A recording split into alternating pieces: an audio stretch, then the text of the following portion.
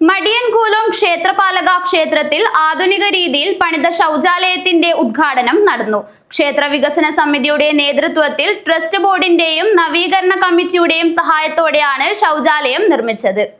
മടിയൻകൂലം ക്ഷേത്രപാലക ക്ഷേത്രത്തിൽ ആധുനിക രീതിയിൽ പണിത ശൗചാലയത്തിന്റെ ഉദ്ഘാടനം നടന്നു. മടിയൻകൂലം ക്ഷേത്ര വികസന സമിതിയുടെ നേതൃത്വത്തിൽ ട്രസ്റ്റി ബോർഡിന്റെയും നവീകരണ കമ്മിറ്റിയുടെയും സഹായത്തോടെയാണ് ശൗചാലയം നിർമ്മിച്ചത്. Trustee board chairman VM Jayadevan ഉദ്ഘാടനം ചെയ്തു.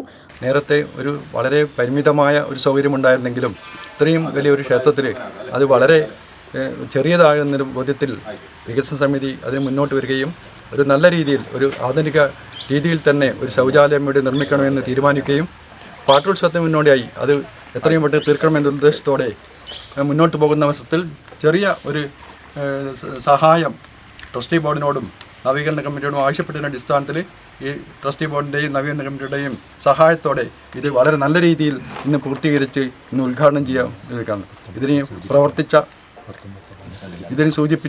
ഇതിനെ സഹായിച്ച എല്ലാവർക്കും പ്രത്യേകം നന്ദി ക്ഷേത്രത്തിൻ്റെ പേരിലും നവീകരണ കമ്മിറ്റിയുടെ നൽകുന്നു. അപ്പോൾ ഇന്ന് ഇതിനു വേണ്ടി ഏറ്റവും അധികം പ്രവർത്തിച്ച നമ്മുടെ ബഹുമാനപ്പെട്ട ശ്രീ കർത്തമ്പ അവർ അസുഖമായി കിടപ്പാണ്. അദ്ദേഹത്തിന് ഇവിടെ ഇന്ന് വരാൻ സാധിച്ചിട്ടില്ല. അദ്ദേഹത്തിൻ്റെ മനസ്സ് നമ്മളെ കൂടെ ഉണ്ടാവുമെന്ന് വിശ്വസിക്കുന്നു. ഭാസ്കരൻ കുതിരുമൽ അധ്യക്ഷത വഹിച്ചു.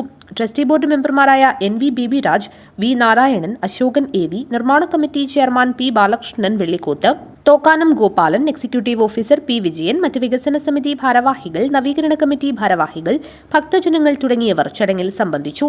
M നാരായണൻ സ്വാഗതവും TV തമ്പാൻ നന്ദിയും പറഞ്ഞു. News bureau, Kanhangad.